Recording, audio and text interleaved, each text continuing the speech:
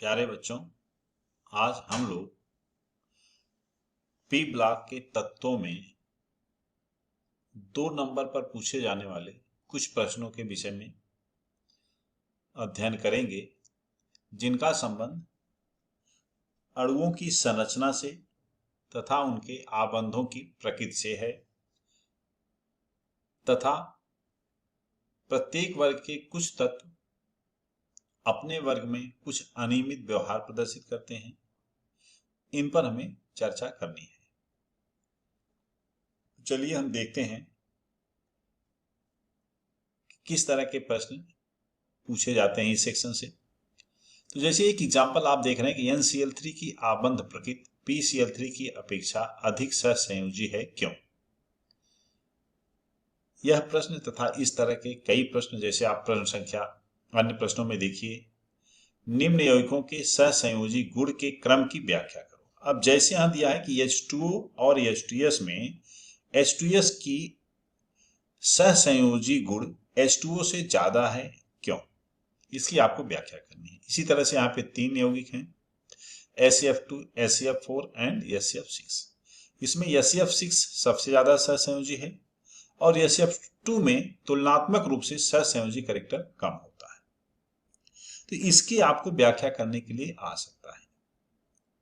इसी तरह से देखिए, कभी कभी पूछ देता है कि निम्न में या निम्न यौगिकों में कौन अधिक सहसंयोजी है। 2 यौगिक आपको दे दिए जाएंगे, उनमें आपको अधिक सहसंयोजी यौगिक को छांटना होगा।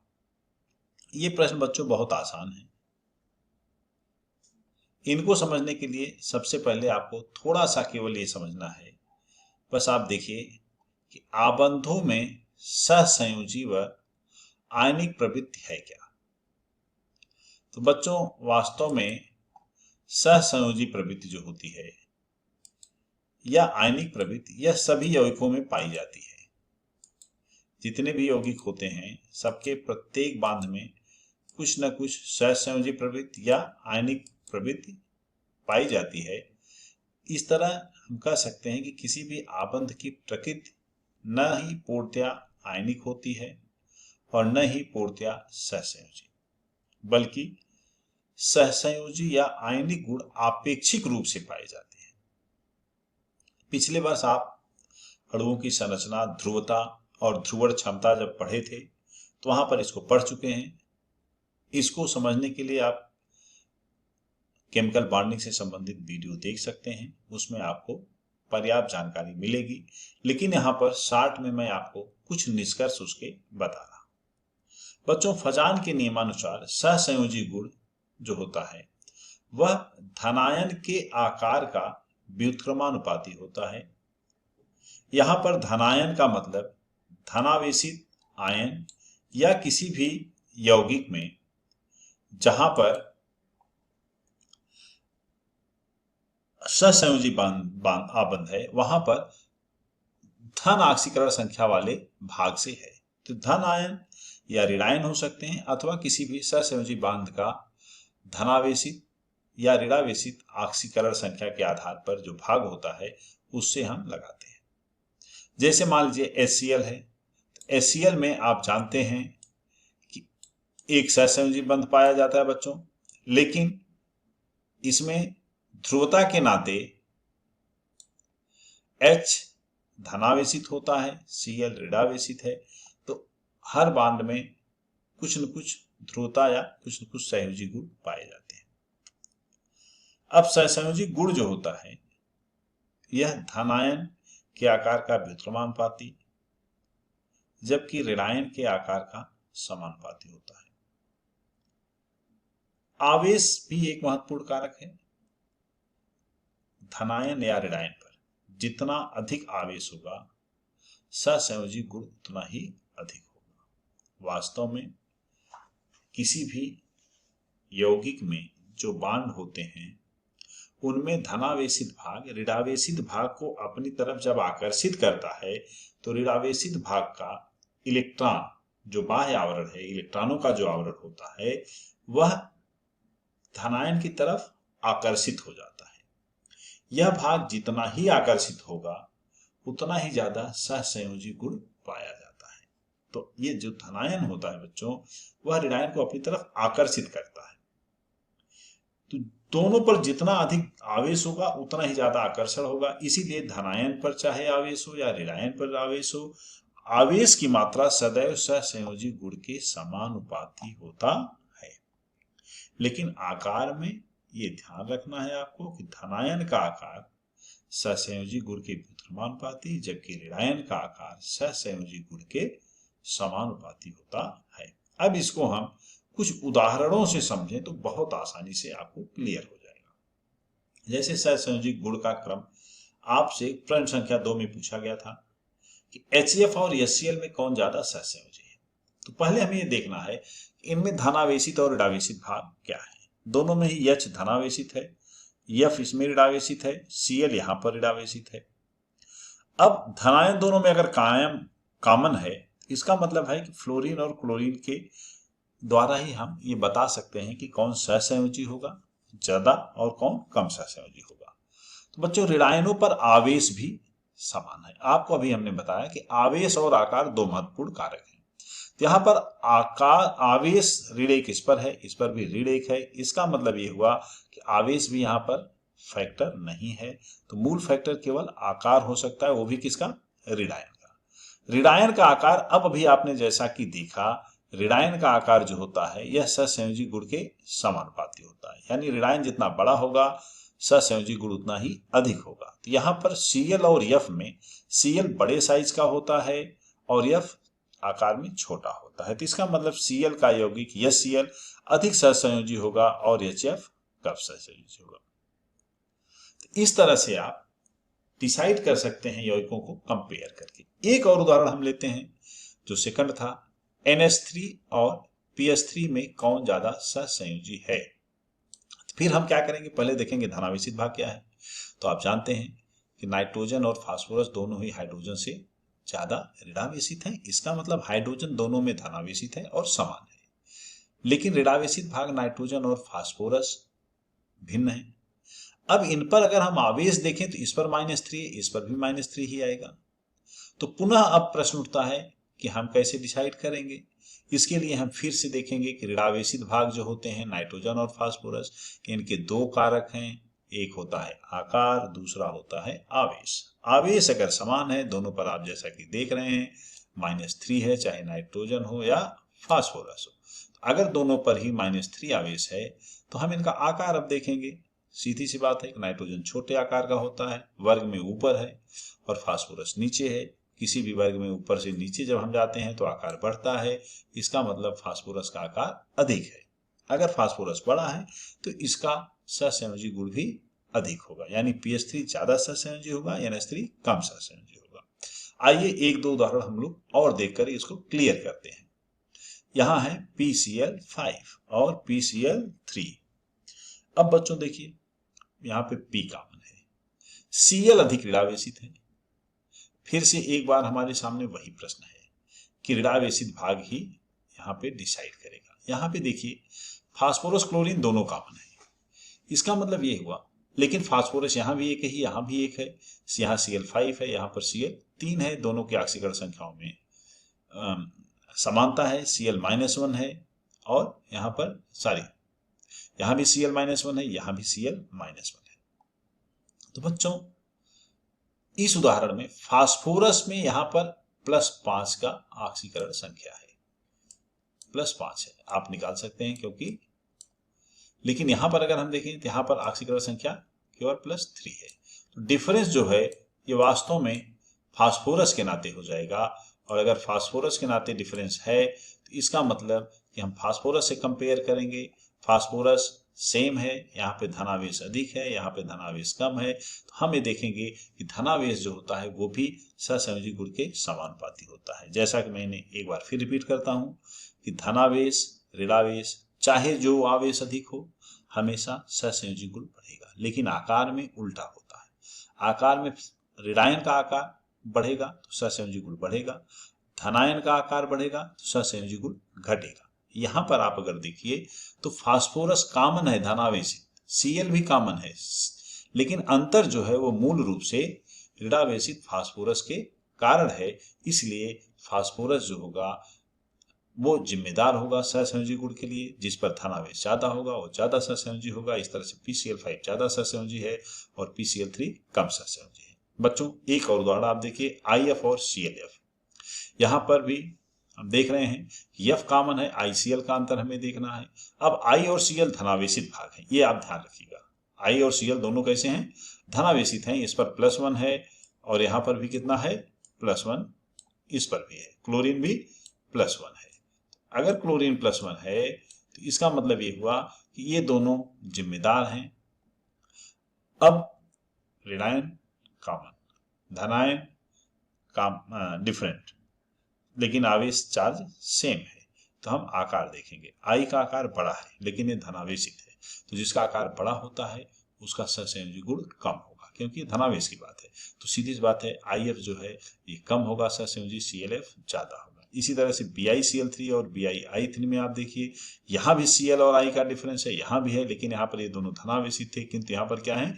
दोनों ही ऋणावेशित हो गए हैं। तो इस बार जब ऋणावेश होगा तो ऋणावेश का डिफरेंस अगर होगा तो ऋणावेशित भाग जो बड़ा होता है वो ज्यादा सहसंयोजी होता है, अर्थात BI3 ज्यादा सहसंयोजी होगा, BCl3 कम होगा। तो बच्चों इसको एक दो बार आप समझने की कोशिश करिए, कोई प्रॉब्लम है तो हमसे पूछ सकते हैं। इस तरह के अभ्यास आप करें।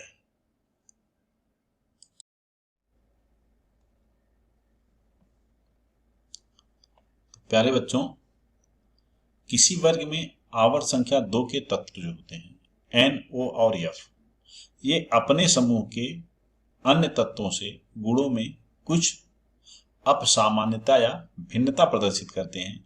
इस पर भी कई बार प्रश्न पूछे गए हैं। जैसे सीधे पूछ लेगा, नाइट्रोजन अपने परिवार के अन्य तत्वों जैसे फास्फोरस है, आर्सेनिक है, एंटीमनी है, इसके परिवार के जो तत्व हैं उनसे अपने गुणों में अपसामान्यता किस प्रकार प्रदर्शित करता है, बताइए या समझाइए। इस तरह के प्रश्न पूछे जाते हैं बच्चों। कभी कभी ये पूछा जाता है कि अपसामान्य गुण क्यों व्यक्त करते हैं, उसका कारण क्या है। तो इन तीनों को ही अपने परिवार के, फैमिली या समूह के तत्वों से जो भिन्नता होती है उस पर प्रश्न पूछे जाते हैं। तो उसके विषय में आइए हम एक बार नजर डाल लेते हैं। बच्चों वास्तव में पहले हम ये देखते हैं कि असामान्य गुण का कारण क्या क्या है। देखिए, असामान्य गुणों के कारण इन चारों में ही मूल रूप से इनका छोटा आकार होना है। जैसा कि आप जानते हैं, द्वितीय आवर्त के तत्वों में डी उपकोष नहीं पाया जाता है। अगर नहीं जानते हैं तो हमेशा याद रखिए कि इन तत्वों में जो कि द्वितीय आवर्त के तत्व हैं उनमें डी उपकोष नहीं पाया जाता और ये बहुत ही आकार में छोटे होते हैं। इस छोटे आकार के कारण इन पर आवेश बहुत अधिक घना होता है। ये दूसरा कारण है, ये उच्च विद्युत ऋणात्मकता वाले तत्व हैं। तीनों ही बहुत अधिक ऋण विद्युती हैं और आसानी से हाइड्रोजन बांड बनाते हैं, जैसा कभी हम आगे देखेंगे। अन्य तत्व हाइड्रोजन वर्गों के नहीं बनाते। इनका उच्च आयनन विभव भी एक महत्वपूर्ण कारण है तथा जो एक और बड़ा कारण है वह है संयोजी कक्षा में डी उपकोष की अनुपस्थिति। बच्चों, डी उपकोष की अनुपस्थिति के कारण ये अपनी संयोजकता में विस्तार नहीं कर सकते हैं, जबकि अन्य तत्वों में परिवर्ती संयोजकता बहुत ही अधिक देखी जाती है, पर्याप्त रूप से दिखाई पड़ती है। तो ये चार मेन कारण हैं, इन्हें आप याद रखिए बहुत आसानी से। छोटा आकार, उच्च विद्युत ऋणात्मकता और आयनन विभव तथा संयोजी कक्षा में डी उपकोषों की अनुपस्थिति। अब अच्छी चीज यह है, चाहे नाइट्रोजन के लिए पूछा जाए, चाहे ऑक्सीजन के लिए पूछा जाए या फ्लोरीन के लिए पूछा जाए, आप तीनों में ही इस चीज को बता सकते हैं कि ये तत्व जो होते हैं ये आप सामान्य गुण क्यों प्रदर्शित करते हैं। यही चारों कारण सब में आप लिख देंगे, आपका आंसर एग्जैक्टली करेक्ट होगा। अब है वो आप सामान्य गुण कौन कौन से हैं जो नाइट्रोजन, ऑक्सीजन और फ्लोरीन में पाए जाते हैं। तीनों ही हाइड्रोजन। अब देखिए, हम जो यहाँ पे लिखे हैं ये चार गुण जो आप हैं ये याद कर लीजिए। ये नाइट्रोजन, ऑक्सीजन, फ्लोरीन तीनों ही दिखाते हैं अब सामान्य गुण। तो आप सामान्य गुणों का कारण भी समान है और आप सामान्य गुण भी अपने वर्ग में लगभग एक जैसे हैं। जो एक जैसे आप सामान्य गुण हैं उनको हम एक साथ लिख दिए हैं। एक का याद करिए, बाकी दो का आपको अपने आप याद हो जाएगा। जैसे नाइट्रोजन, ऑक्सीजन और क्लोरीन तीनों ही हाइड्रोजन बंध बनाते हैं, तो किसी का पूछा जाता है तो लिख देंगे आप, इसमें हाइड्रोजन बंध बनाने की क्षमता होती है, अन्य में नहीं होती। नाइट्रोजन, ऑक्सीजन गैस है, किंतु इनके समूह के अन्य तत्व ठोस है। फ्लोरीन भी गैस है, लेकिन उसके अन्य तत्व भी गैस होते हैं, तो वहां पर और कोई दूसरा कारण है, वह है किटनेशन की प्रॉपर्टी। तो फिलहाल यहाँ पे अगर हम देखें तो हम ये कह सकते हैं कि ये तीनों ही गैसीय अवस्था में होते हैं, जबकि अन्य तत्व ठोस अथवा द्रव होते हैं। इसी तरह से नाइट्रोजन व ऑक्सीजन पी पाई बॉन्ड बहु आबंध बना सकते हैं। बच्चों को ध्यान रखना है ये जो अब सामान्य गुण है ये फ्लोरीन में नहीं होता है, क्योंकि फ्लोरीन पाई बॉन्ड नहीं बना सकता है, उसके बायकोष में केवल एक इलेक्ट्रॉन की कमी है, वह सिग्मा बॉन्ड बना के पूरा करता है। तो यहाँ आपको ध्यान में रखना है। इसके अलावा हाइड्रोजन बनाने की क्षमता तीनों में होती है, जैसा कि आपको मैंने पहले भी बताया। तो ये 4 असामान्य गुण हैं, इनको आप याद रखिए, जिसको किसी भी एक के साथ आप लिख सकते हैं। पहला है हाइड्रोजन बंध बनाने की क्षमता, दूसरा है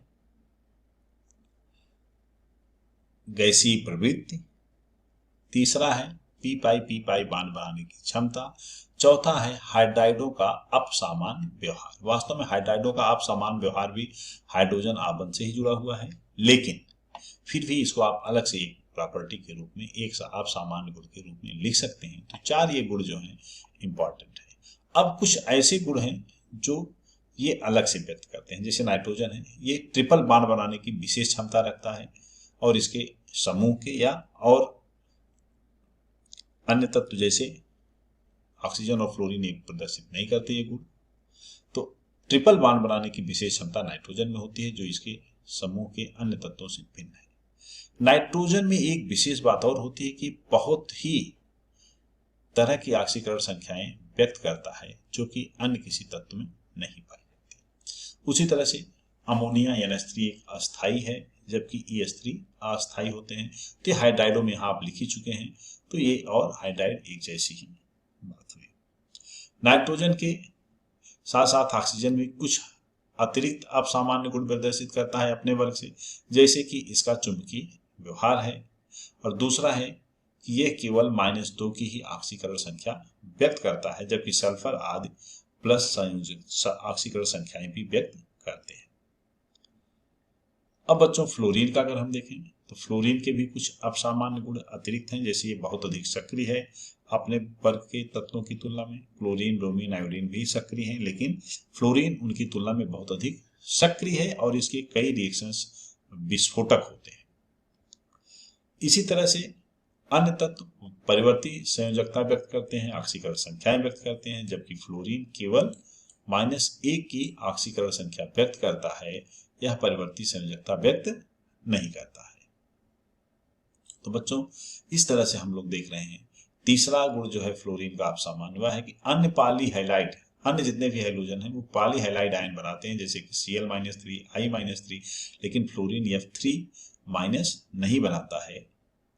Cl3- I3- ये पॉलीहैलाइड आयन है, क्योंकि यहाँ पर 3 Cl एक साथ मिलकर के माइनस आयन बनाए हैं, I3- बनाया है, लेकिन F3- नहीं बनता, तो ये पॉलीहैलाइड आयन नहीं बनाते हैं। तो ये कुछ असामान्य गुण इनके हो गए। इनको आप 2-3 बार रिवाइज कर लीजिए, इनको याद कर लीजिए, सीधे सीधे इन प्रश्नों को आप एग्जाम में लिख करके अच्छे मार्क्स प्राप्त कर सकते हैं। नेक्स्ट अब हम लोग देखते हैं कि कुछ प्रश्न इन्हीं से रिलेटेड और आते हैं, जैसे है क्या कारण है कि H2O द्रव है जबकि H2S गैस, HCl द्रव है जबकि HCl शुद्ध अवस्था में गैस होता है, NH3 का क्वथनांक pH3 से अधिक है। इस तरह के भी प्रश्न बच्चों पूछे जाते हैं, इनका भी जवाब आप आसानी से लिख सकते हैं अगर आपको यह पता हो कि नाइट्रोजन, फ्लोरीन और ऑक्सीजन ये कुछ असामान्य गुण व्यक्त करते हैं, जिसमें सर्वाधिक ऋण विद्युतीय कैरेक्टर के कारण हाइड्रोजन आबंध बनाने की इनकी क्षमता है।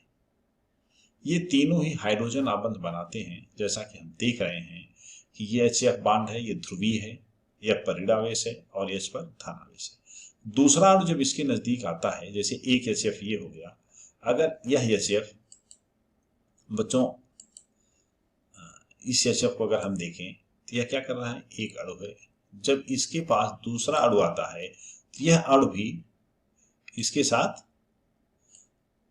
आबंध एक बना लेता है। जैसे इस पर ऋण आवेश है, इसी पर धन आवेश है, तो इनके बीच जो यहाँ पे बल लग रहा है यह एक क्षीण स्थिर विद्युत बल होता है, जिसको हम हाइड्रोजन बॉन्ड कहते हैं।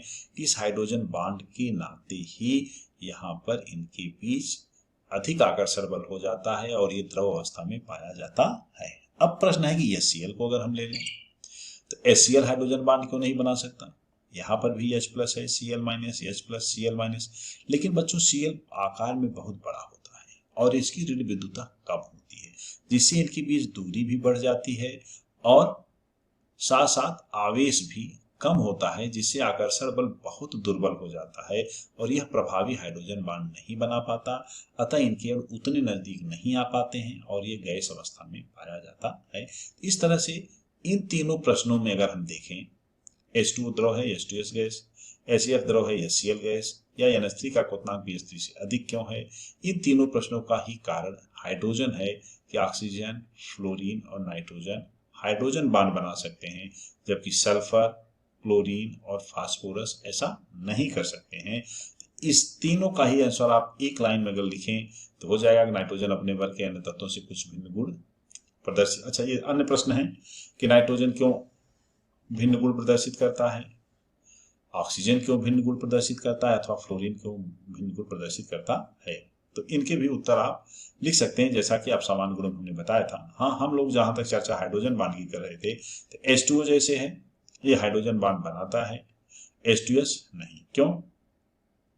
क्योंकि O का आकार बहुत छोटा है और ये अधिक विद्युतीय है, अतः आसानी से हाइड्रोजन बॉन्ड बना लेता है। तो जब भी ये प्रश्न पूछा जाए कि H2O द्रव है, H2S नहीं, तो सीधे आप लिखेंगे कि H2O हाइड्रोजन बॉन्ड बनाने की क्षमता रखता है, क्योंकि ऑक्सीजन अधिक ऋण विद्युतीय है और छोटे आकार का है। सेम HF और HCl के विषय में भी आप ऐसे ही लिख सकते हैं कि HF हाइड्रोजन बॉन्ड बनाता है, जबकि HCl नहीं, क्योंकि F का आकार छोटा है और ये प्रबल ऋण विद्युतीय है। सेम हाइड्रोजन अमोनिया और फास्फीन के भी केस में सही है। तो बच्चों, इस तरह से आज की क्लास कुछ प्रश्नों की व्याख्या के साथ समाप्त होती है। नेक्स्ट टर्न पे हम फिर कुछ प्रश्नों की व्याख्या करेंगे। तब तक आप इसका रिवाइज करें। कहीं कोई प्रॉब्लम है तो हमसे संपर्क करें। धन्यवाद।